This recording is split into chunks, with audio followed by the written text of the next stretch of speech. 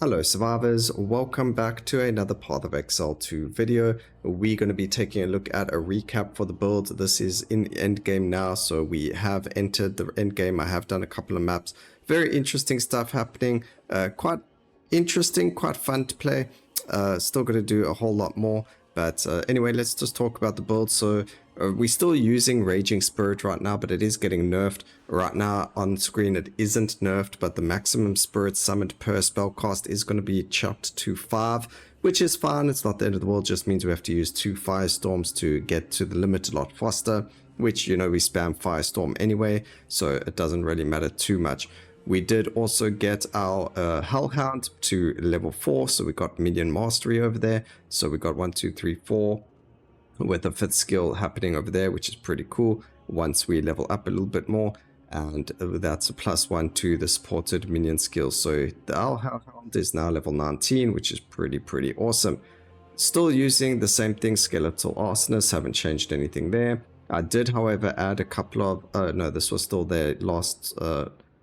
yesterday as well. We've got the Skeletal Storm Mages. I still need a little bit more dexterity so that we can add ourselves the Neural Overload skill, which we've got over here. So we just need that 3 more dexterity, which I can either find in gear or I can find on the skill tree. It doesn't really matter.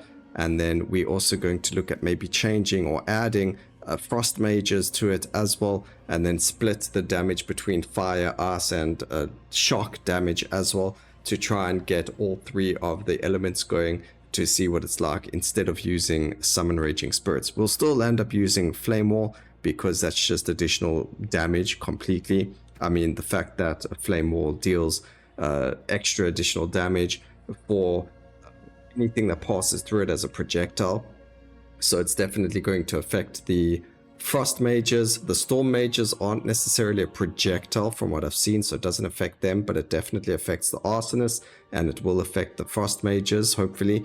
And that's just really increased free damage for a right-click skill that you just put either around the enemy or around your summons, and it's free damage. So really going to stick with this. We still got Arcane Tempo for the cast speed. We got +1 to level of supported fire skills, which we might actually move to our summoned units. Let's just see if it does actually work with them. So it does work with the Skeletal Arsonist minions. For now, we'll run it on Flame Wall, so it's got that +1, but it will get moved to the Summon Arsonists as soon as we can move to the next Jeweler's Orb upgrade for them. They will grab that as well, and that's going to put them up to level 17, which is going to be really good. In terms of gear, we are waiting for 5 more strength as well, so that we can equip this and get that extra spirit on our chest piece. So I did find this. It was just a very lucky, I think I either bought it from the vendor or I found it on the ground. I actually can't remember which one, but I need that little bit of extra strength, and then that gives us quite a lot of cold and lightning res.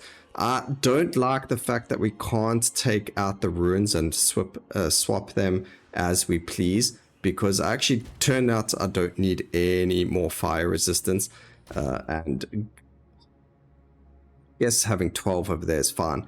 So that's definitely going to help us with the lightning res and the cold res a little bit more. But we also changed our Ascension a little bit.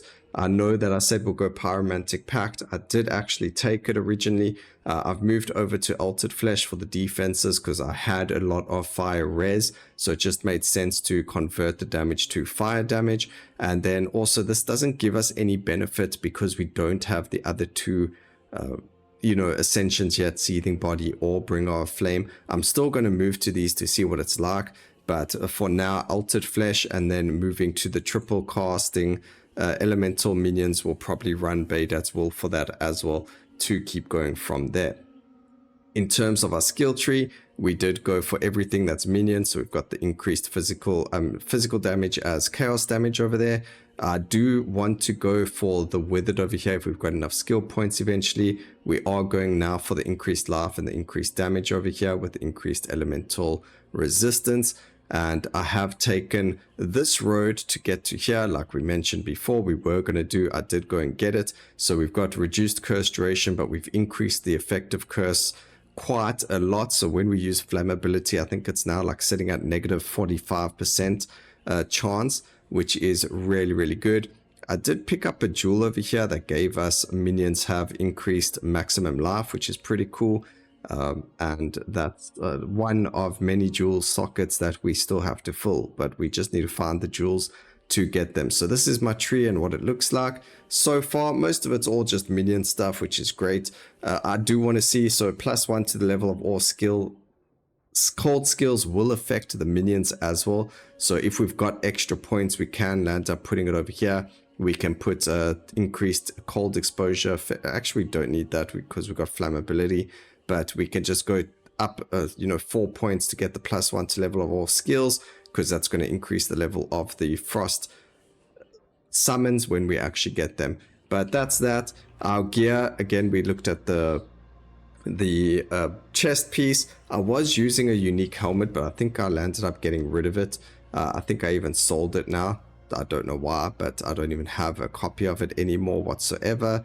I don't know why I sold it, I guess for gold, whatever the case may have been, but we're not using that. I've got a lot of rarity and a lot of spirit happening on my gear. So that's my amulet right now. My actual scepter has 131 spirit, and then the chest piece that we're going to be equipping is going to have spirit as well. So that's what we're looking for. I still need to work on everything else.